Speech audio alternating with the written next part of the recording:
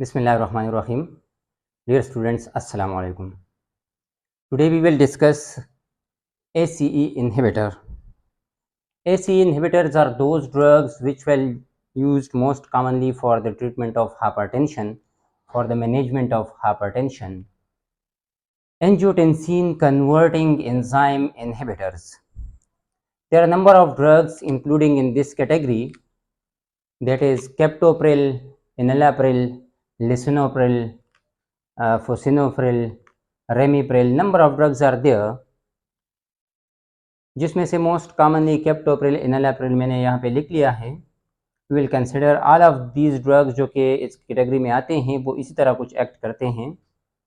किस तरह blood pressure को कंट्रोल करते हैं, किस तरह कंजेस्टिव कार्डियक फेलियर में यूज़ होते हैं, मायोकार्डियल इन्फॉक्शन में किस तरह हेल्पफुल है, और किस तरह हमारे पास ये जो हमारे पास ब्लड प्रेशर है उसको मैनेज करते हैं. सो यहाँ पे अगर हम देख लें, हमारे पास ACE जो एंजाइम है, इसकी इन्वॉल्वमेंट की अगर हम बात करें तो यहाँ पे ये नेफ्रॉन हम देख रहे हैं. नेफ्रॉन में हमारे पास जो यहाँ पे ग्लोमेरुलस है और बोमेन कैप्सूल है. ग्लोमेरुलस से वेरियस कंटेंट्स मैशअप हो जाते हैं, यहाँ पे बोमेन कैप्सूल की तरफ आ जाते हैं, प्रॉक्सिमल ट्यूब्यूलर सेल्स से मूव करते हैं, और इस तरह हमारे पास लास्ट कलेक्टिंग ट्यूब्यूलर सेल्स से आउट होते हैं. यहाँ पे प्रॉक्सिमल ट्यूब्यूलर सेल्स पे जक्स्ट्राग्लोमेरुलस अपरेटस पे बीटा 1 रिसेप्टर्स हैं. जब ये बीटा 1 रिसेप्टर्स स्टिमुलेट हो जाते हैं, it will causes release of renin. Renin की सिक्रीशन हो जाती है. रेनिन हमारे पास एंजियोटेंसिनोजन पे एक्ट करते हैं और एंजियोटेंसिन 1 में कन्वर्ट हो जाते हैं. एंजियोटेंसिन 1 एंजियोटेंसिन कन्वर्टिंग एंजाइम जो हमारे पास है ACE, इस ACE के थ्रू ये हमारे पास एंजियोटेंसिन 2 में कन्वर्ट हो जाते हैं, और एंजियोटेंसिन 2 फर्दर हमारे पास जो एक्शन प्रोड्यूस करते हैं, we will discuss it later. तो हमारे पास इन्वॉल्वमेंट की अगर हम बात करें ACE एंजाइम की, तो ACE एंजाइम यहाँ पे एक्ट करते हैं. जब norepinephrine beta 1 receptor of juxtaglomerular apparatus को स्टिमुलेट करते हैं, रेनिन रिलीज होगा. Renin will act on angiotensinogen and convert it into angiotensin 1. Angiotensin 1 जब बनते हैं तो एंजियोटेंसिन 1 पे जब हमारे पास ACE एंजाइम एक्ट करते हैं, it will convert angiotensin 1 into angiotensin 2. Angiotensin 2 के फर्दर हमारे पास एक्शंस है, वो हम डिस्कस करेंगे.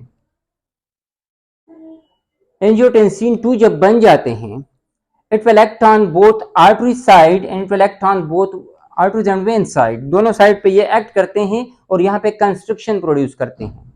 आर्टरीज और वेन साइड पे जब कंस्ट्रक्शन प्रोड्यूस होती है, तो जब हमारे पास वेन साइड पे यहाँ पे कंस्ट्रक्शन डेवलप हो जाती है, तो ब्लड वेसल जो है ये लुमिनस का कम पड़ जाता है. यहाँ पे कंस्ट्रक्शन जब डेवलप होगी तो प्रेशर के साथ ब्लड जो है हार्ट की तरफ जाएगा. यहाँ पे हार्ट पे ब्लड जो है ये प्रेशर के साथ जाएगा. एंजियोटेंसिन 2 जब हमारे पास वेन साइड पे एक्ट करते हैं, यहाँ पे जब कंस्ट्रक्शन डेवलप हो जाती है वेन्स में, मोर एंड मोर प्रेशर के साथ ब्लड हार्ट की तरफ जाएगा. जब जितने प्रेशर के साथ हार्ट में ब्लड जाएगा, उतने ही प्रेशर से हमारे पास ब्लड आउट होगा टूवर्ड्स आर्टरीज. तो हमारे पास ब्लड प्रेशर इंक्रीज हो जाता है, सिस्टोलिक ब्लड प्रेशर इंक्रीज हो जाता है. जब हमारे पास नॉरपिनेफ्रिन रिलीज होगा, it will act on beta 1 receptor of juxtaglomerular apparatus. Renin release होगा, एंजियोटेंसिनोजन पे एक्ट करेगा, एंजियोटेंसिन 1 बनेगा, और एंजियोटेंसिन 1 ACE एंजाइम के थ्रू एंजियोटेंसिन 2 में कन्वर्ट होगा. ये एंजियोटेंसिन 2 हमारे पास वेन्स पे जब एक्ट करते हैं तो कंस्ट्रक्शन यहाँ पे डेवलप कर देते हैं. वेन्स पे जब कंस्ट्रक्शन डेवलप होगी तो प्रेशर के साथ ब्लड हार्ट की तरफ जाएगा, और प्रेशर के साथ कार्डियक आउटपुट होगा, तो कार्डियक आउटपुट इंक्रीज हो जाता है. कार्डियक आउटपुट जब इंक्रीज होगा तो हम कहते हैं सिस्टोलिक ब्लड प्रेशर इंक्रीज हो जाता है. सिस्टोलिक ब्लड प्रेशर जब राइज करेगा तो ये हमारे पास एक इफेक्ट है नॉरपिनेफ्रिन का. नॉरपिनेफ्रिन जो स्ट्रेस होगा उसके साथ नॉरपिनेफ्रिन रिलीज होगा और हमारे पास सिस्टोलिक ब्लड प्रेशर राइज करेगा इस एंजियोटेंसिन 2 के थ्रू. सेकंड हम देखते हैं, जब हमारे पास ये एंजियोटेंसिन 2 जब बनते हैं तो ये आर्टरी साइड पे भी एक्ट कर देते हैं. आर्टरी साइड पे जब एक्ट करते हैं, यहाँ पे जब कंस्ट्रक्शन डेवलप हो जाती है तो हार्ट को बहुत ज्यादा वर्क करना पड़ेगा ताकि ये ब्लड पुश हो जाए इस कंस्ट्रक्टेड आर्टरीज में. कंस्ट्रिक्टेड आर्टरी में जब ब्लड पुश होगा तो हार्ट को ज्यादा वर्क करना पड़ेगा, ठीक है। तो हमारे पास यहाँ पे डायस्टोलिक ब्लड प्रेशर, क्योंकि रेजिस्टेंस डेवलप हो जाती है, यहाँ पे रुकावट आ जाती है, कंस्ट्रिक्शन आर्टरीज में आ जाती है, तो इस रुकावट को हम क्या कहते हैं, रेजिस्टेंस। टोटल पेरिफेरल रेजिस्टेंस जो है ये इंक्रीज हो जाता है, डायस्टोलिक ब्लड प्रेशर भी इंक्रीज हो जाता है। तो हमारे पास सिस्टोलिक ब्लड प्रेशर और diastolic blood pressure, both arteries, both veins और आर्टरीज दोनों के कंस्ट्रिक्शन के साथ एंजियोटेंसिन 2 बोथ साइड्स पे इसके रिसेप्टर्स है। जब इस पे जब एंजियोटेंसिन 2 अपने रिसेप्टर्स पे जाके वेन्स और आर्टरीज पे एक्ट करेंगे तो कंस्ट्रिक्शन दोनों साइड पे डेवलप हो जाती है। जब कंस्ट्रिक्शन दोनों साइड पे डेवलप हो जाती है तो सिस्टोलिक ब्लड प्रेशर और diastolic blood pressure, total peripheral resistance की वजह से डायस्टोलिक ब्लड प्रेशर इंक्रीज होगा और हमारे पास कार्डियक आउटपुट इंक्रीज हो जाता है by constriction at vein side, ठीक है। तो हमारे पास ब्लड प्रेशर इंक्रीज हो जाता है। अब हम देखते हैं जब हम ड्रग्स दे देते हैं एसी इनहिबिटर्स, कैप्टोप्रिल, एनालाप्रिल, लेसोनोप्रिल, जो भी ड्रग, रेमिप्रिल, जो भी हम दे देते हैं वो क्या करते हैं, वो हमारे पास इस एसीई को इनहिबिट कर देते हैं। ये एसी एंजाइम जब इनहिबिट होगा तो there will be no conversion of angiotensin 1 into angiotensin 2। Angiotensin 2 की कंसंट्रेशन जब डिक्रीज हो जाती है, एंजियोटेंसिन 2 जब डिक्रीज होंगे तो हमारे पास एंजियोटेंसिन 2 यहाँ पे एक्ट कर पाएंगे, नहीं कर पाएंगे। यहाँ पे कंस्ट्रिक्शन डेवलप नहीं होगी।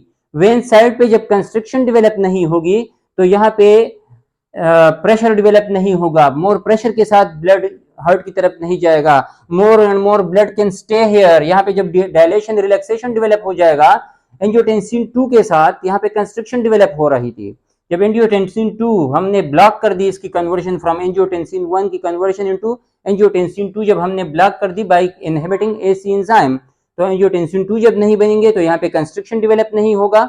जब कंस्ट्रिक्शन वेन साइड पे डेवलप नहीं होगा तो रिलैक्सेशन में कन्वर्ट हो जाता है। वेन्स जब रिलैक्स होंगे तो मोर and more blood will stay here, यहाँ पे ये वेन्स इस कंडीशन में चले जाते हैं तो हमारे पास मोर एंड मोर ब्लड यहाँ पे स्टे करेंगे। जब मोर एंड मोर ब्लड यहाँ पे स्टे करेंगे, less blood will flow towards heart, तो हमारे पास कार्डियक आउटपुट डिक्रीज हो जाता है, systolic blood pressure again reduce हो जाता है। जब एंजियोटेंसिन 2 यहाँ पे एक्ट नहीं कर पाएंगे, एंजियोटेंसिन 2 जब नहीं बनेंगे तो यहाँ पे एक्ट नहीं कर पाएंगे, कंस्ट्रिक्शन यहाँ पे आर्टरी साइड पे डेवलप नहीं होगी।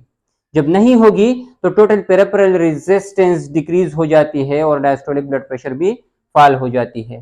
तो एसी इनहिबिटर्स क्या करते हैं, एसी इनहिबिटर्स एंजियोटेंसिन 1 की कन्वर्जन इनटू एंजियोटेंसिन 2 ब्लॉक हो जाती है, जो कि एसीई के थ्रू हो रही थी। तो एसी इनहिबिटर्स जब हमने दे दिया है, इनहिबिट कर दिया हमने, इनहिबिट कर दिया तो एंजियोटेंसिन 2 नहीं बनेगा, यहाँ पे कंस्ट्रिक्शन डेवलप नहीं होगी, यहाँ पे कंस्ट्रिक्शन डेवलप नहीं होगी। बोथ आर्टरीज और वेन साइड्स पे जब कंस्ट्रिक्शन डेवलप नहीं होगी तो रिलैक्सेशन डेवलप हो जाती है और ब्लड प्रेशर फॉल हो जाता है। तो ये हमारे पास बेसिक मैकेनिज्म है एसी इनहिबिटर्स का। अब यहाँ पे बात खत्म नहीं होती, इसके साथ साथ हम देखते हैं ये एंजियोटेंसिन 2 रिस्पॉन्सिबल है अल्डोस्टेरोन की सिंथेसिस में भी, रिलीज में भी। अल्डोस्टेरोन हमारे पास जब एंजियोटेंसिन 2 बन रहे थे तो अल्डोस्टेरोन ज्यादा से ज्यादा बन रहे थे। अल्डोस्टेरोन क्या कर रहे थे, अल्डोस्टेरोन अपने ए रिसेप्टर्स पे जाके, कलेक्टिंग ट्यूब्यूलर सेल्स पे जो ए रिसेप्टर अल्डोस्टेरोन के रिसेप्टर्स है उस पे ये जाके बाइंड कर रहे थे और मोर एंड मोर सोडियम की रिटेंशन हो रही थी, मोर एंड मोर साल्ट्स की रिटेंशन हो रही थी, मोर एंड मोर पोटेशियम रिलीज हो रहे थे यूरिन में।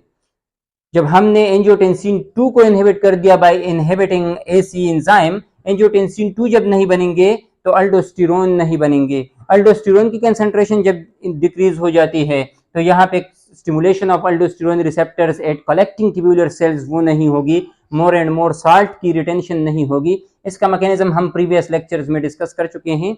If someone is interested you may check in previous lectures, जो अल्डोस्टेरोन का साल्ट एंड वाटर रिटेंशन जो मैकेनिज्म है वो हमारे डिस्कस कर चुके हैं, मेरे ख्याल से रिपीट करने की जरूरत नहीं है, आप प्रीवियस लेक्चर्स में देख सकते हो। तो यहाँ पे अल्डोस्टेरोन के साथ जब ए रिसेप्टर स्टिमुलेट हो रहे थे तो मोर एंड मोर सोडियम चैनल जो है वो एक्टिव हो जाते और मोर एंड मोर साल्ट की रिटेंशन हो रही थी, सोडियम की रिटेंशन हो रही थी। अब एंजियोटेंसिन 2 जब नहीं बनेंगे, एनालाप्रिल, कैप्टोप्रिल जब हम दे देते हैं, एसी इनहिबिटर्स जब हम दे देते हैं, एसी एंजाइम इनहिबिट हो जाते हैं, एंजियोटेंसिन 2 नहीं बनेंगे, डिक्रीज हो जाएंगे। जब डिक्रीज हो जाएंगे अल्डोस्टेरोन डिक्रीज हो जाएंगे, अल्डोस्टेरोन की स्टिमुलेशन यहाँ पे नहीं होगी, मोर एंड मोर साल्ट्स की रिटेंशन नहीं होगी, ब्लड वॉल्यूम इंक्रीज नहीं होगा। ब्लड वॉल्यूम जब इंक्रीज नहीं होगा तो ब्लड प्रेशर फॉल हो जाता है। ये अगेन एक मैकेनिज्म है एसी इनहिबिटर्स का, कैप्टोप्रिल, एनालाप्रिल, लिसिनोप्रिल का। अब एक बात आप लोगों ने सुनी होगी, हम कहते हैं मोस्टली हम ये ड्रग्स जो है ये ऐसे पेशेंट में जिनको कफ का प्रॉब्लम है, खांसी हो रही है, उसमें से हम नहीं दे सकते। क्यों नहीं दे सकते? क्योंकि इसका एक मैकेनिज्म है डायलेशन हमारे पास एक मैकेनिज्म जो कि ब्रेडिकाइनिन जो बनते हैं बॉडी में, उसके साथ भी हमारे पास वेसोडाइलेशन होती है। वेसोडाइलेशन के साथ ब्लड प्रेशर फॉल होता है, ये भी इसी इनहिबिटर्स का एक मैकेनिज्म है। और ब्रेडिकाइनिन की डिग्रेडेशन जो है, ब्रेडिकाइनिन जो डिस्ट्रॉय हो रहे हैं वो एसी एंजाइम के थ्रू हो रहे हैं। तो जब हम एसी इनहिबिटर्स दे देते हैं, यहाँ पे ये एसीईबी डिग्रेडेशन के लिए जो रिस्पॉन्सिबल है, जो एसी एंजाइम्स, वो भी इनहिबिट हो जाती है by giving drugs like captopril, enalapril. हमने किस लिए एसी इनहिबिटर्स दिए थे? हमने ब्लड प्रेशर को फॉल करने के लिए दिए थे, लेकिन उसने ये जो ब्लड प्रेशर फॉल करने के लिए जो हमने दिए थे, जो ब्रेडिकाइनिन को भी ये इनहिबिट कर देते हैं। तो जब ये इनहिबिट हो जाते हैं तो ब्रेडिकाइनिन की डिग्रेडेशन इनहिबिट हो जाती है, ब्रेडिकाइनिन लेवल इंक्रीज हो जाता है, दो के हमारे पास ब्लड प्रेशर तो फॉल हो जाएगा, वेसोडाइलेशन प्रोड्यूस हो जाएगा ब्रेडिकाइनिन के साथ, लेकिन ये प्रॉब्लम डेवलप होगा जब ब्रेडिकाइनिन की लेवल इंक्रीज होगा। ब्रेडिकाइनिन लेवल जब इंक्रीज होगा तो इन्फ्लेमेटरी मटेरियल है, खांसी बहुत ज्यादा हो जाती है, कफिंग बहुत ज्यादा हो जाती है। तो ऐसे पेशेंट जिनको खांसी हो रही है, खासतौर पर जब हम एमआई के पेशेंट होते हैं, उसके जो स्टंट वगैरह पास हो जाती है, उसके बाद उसको अक्सर कफिंग स्टार्ट हो जाती है, तो फिर हम ऐसी इनहिबिटर्स जो है वो उसको यूटिलाइज नहीं करते, उन पेशेंट में हम नहीं दे सकते। फिर उन पेशेंट में हम एआरबीज वगैरह, एंजियोटेंसिन रिसेप्टर ब्लॉकर्स, ये ड्रग्स फिर हम देते हैं। ऐसी इनहिबिटर्स हम नहीं दे सकते, क्योंकि ऐसी इनहिबिटर्स एसी को ब्लॉक कर देते हैं, ब्रेडिकाइनिन लेवल इंक्रीज हो जाता है, वेसोडाइलेशन तो प्रोड्यूस हो जाती है ब्रेडिकाइनिन के साथ भी, लेकिन ब्रेडिकाइनिन के साथ जो कि इन्फ्लेमेटरी मटेरियल है उसके साथ कफिंग प्रोड्यूस हो जाती है। इसकी ड्रग इंटरेक्शन एनसेड्स के साथ भी हो सकती है। तो अगर आप एनसेड्स साथ में देते हो तो एनसेड्स क्या करेंगे? एनसेड्स ब्रेडिकाइनिन को इनहिबिट करेंगे। ब्रेडिकाइनिन जब इनहिबिट होगा तो हमारे पास क्या होगा? जो वेसोडाइलेशन इफेक्ट इसका था, जो ब्लड प्रेशर को फॉल करने का एक मैकेनिज्म ये भी था इसका, तो वो मैकेनिज्म, एक साइड मैकेनिज्म ये इनहिबिट हो जाती है, ये कम पड़ जाता है एनसेड्स की इंटरेक्शन के साथ। इसके साथ साथ अगर हम देख लें तो हमारे पास इसका एक और प्रॉब्लम डेवलप होता है, जो कि यहाँ पे नॉर्मली अगर हम देख ले तो ब्लड जो ग्लोमेरुलस में पास हो रहा है एफेरेंट आर्टरी से एपरेंट आर्टरी की तरफ, तो हमारे पास यहाँ पे एंजियोटेंसिन 2 के रिसेप्टर्स यहाँ पे भी मौजूद है एपरेंट आर्टरीज पे। तो जब हमारे पास वेरियस कंटेंट्स यहाँ पे फ्लो कर रहे हैं, कुछ मेशअप हो रहे हैं और कुछ एपरेंट से एपरेंट की तरफ आ रहे हैं वेरियस कंटेंट्स, ठीक है। तो हमारे पास क्या होता है, जब हम ड्रग्स दे देते हैं, एसी इनहिबिटर्स दे देते हैं, एसी इनहिबिटर्स क्या करते हैं? एंजियोटेंसिन 2 को कम कर देते हैं। एंजियोटेंसिन 2 जब हम दे, नॉर्मली जब हमारे पास एंजियोटेंसिन 2 की क्वांटिटी जब इंक्रीज होगी, एंजियोटेंसिन 2 यहाँ पे भी एक्ट करते हैं, यहाँ पे कंस्ट्रक्शन डेवलप हो जाती है। इस आर्टरी में जब कंस्ट्रक्शन डेवलप हो जाती है तो हमारे पास यहाँ पे जो फ्लो हो रही है वो रिड्यूस हो जाती है। तो जब कंस्ट्रक्शन यहाँ पे डेवलप होगी तो मोर एंड मोर टाइम कंटेंट्स को मिल जाता है ताकि ग्लोमेरुलस से बोमिन कैप्सूल में मैशअप हो जाए। तो जब ज्यादा टाइम मिलेगा तो there will be chances of more and more mashing of proteinaceous substances जो कि डायबिटिक नेफ्रोपैथी प्रोड्यूस करते हैं, और डायबिटिक नेफ्रोपैथी में फिर हम ये ऐसी इनहिबिटर्स यूज भी कर सकते हैं, क्योंकि जब हम ये यूज करेंगे डायबिटिक नेफ्रोपैथी में तो हमारे पास क्या होगा? एंजियोटेंसिन 2 यहाँ पे इनहिबिट होंगे। एंजियोटेंसिन 2 जब यहाँ पे एक्ट नहीं करेंगे तो कंस्ट्रक्शन यहाँ पे डेवलप नहीं होगी, ये आर्टरी जब रिलैक्स होगी तो यहाँ पे ये फ्लो नॉर्मल हो जाएगी। जब नॉर्मल होगी तो ज्यादा से ज्यादा मेशिंग नहीं होंगी वेरियस कंटेंट्स के, जिसमें प्रोटीनेशियस सब्सटेंसेस वेरियस सब्सटेंसेस जो है वो मेशअप नहीं होंगे। जब मेशअप नहीं होंगे तो किडनी पे लोड नहीं पड़ेगा और हमारे पास डायबिटिक नेफ्रोपैथी जो है वो ट्रीट हो जाती है। तो वो भी हम ट्रीट कर सकते हैं कैप्टोप्रिल, एनालाप्रिल, लिसिनोप्रिल के साथ। इसके मेजर साइड इफेक्ट्स की अगर हम बात करें तो हमारे पास ये क्या करते हैं, ये हमारे पास कफ प्रोड्यूस कर सकते हैं। ये हमारे पास कफ का मैकेनिज्म मैंने यहाँ पे आपको ब्रेडिकाइनिन का बता दिया, इसके साथ प्रोड्यूस हो सकती है। इसी तरह ये हमारे पास रैशेस भी डेवलप हो सकते हैं इसके साथ। इसके साथ साथ हमारे पास एंजियोएडिमा इसका एक साइड इफेक्ट है, यहाँ पे जो रेडनेस डेवलप हो जाती है, एंजियोएडिमा भी प्रोड्यूस हो सकता है। और कुछ हमारे पास फॉर एग्जांपल हाइपोटेंशन हो गया, फॉर एग्जांपल हमारे पास जो इफ़ेक्ट है अल्डोस्टेरोन पे, जो इफ़ेक्ट है एंजियोटेंसिन 2 पे, जो इफ़ेक्ट है पोटाशियम पे। नॉर्मली जब हम अल्डोस्टेरोन की क्वांटिटी जब इंक्रीज़ होती है तो साल्ट एंड वाटर की रिटेंशन ज़्यादा हो जाती है और पोटाशियम की एक्सक्रीशन ज़्यादा हो जाती है। तो हम जब ड्रग्स ले लेते हैं एसी इनहिबिटर्स, एल्डोस्टेरोन भी डिक्रीज़ होगा और हमारे पास सोडियम की रीअब्जॉर्प्शन डिक्रीज़ हो जाती है, पोटाशियम की आउटगोइंग डिक्रीज़ हो जाती है, पोटाशियम की कंसंट्रेशन इंक्रीज़ हो जाती है। तो ये हमारे पास कुछ साइड इफ़ेक्ट्स है जो कि इसके साथ साथ हमारे पास ये प्रॉब्लम डेवलप करते हैं। ये हमारे पास मोस्ट कॉमनली यूज ड्रग है नाउअडेज, जो कि बहुत ज़्यादा हेल्पफुल ड्रग है इन कंजेस्टिव कार्डियक फेल्यूर पेशेंट में, क्योंकि जब हमारे पास ये प्री लोड को कम कर देते हैं, आफ्टर लोड को कम कर देते हैं, तो कंजेस्टिव कार्डियक फेल्यूर पेशेंट बहुत बेहतर फील करता है। इसी तरह एमआई मायोकार्डियल इन्फॉक्शन में हम यूज़ कर सकते हैं। इसी तरह हम हाइपरटेंशन में मोस्ट कॉमनली यूज ड्रग्स है एसी इनहिबिटर्स, एआरबीज। तो ये हमारे पास कुछ यूजेस है मोस्ट कॉमनली। ये हम प्रेफरेबली आजकल बहुत ज़्यादा वाइडली ये ड्रग्स यूज़ हो रहे हैं। मेरे ख्याल से आपको ये मैकेनिज्म सारा कुछ क्लियर हुआ होगा। एनी क्वेश्चन जो कि आप का इसमें कोई क्वेश्चन रहता हो, you may ask in the comment section. Okay, अल्लाह हाफिज़।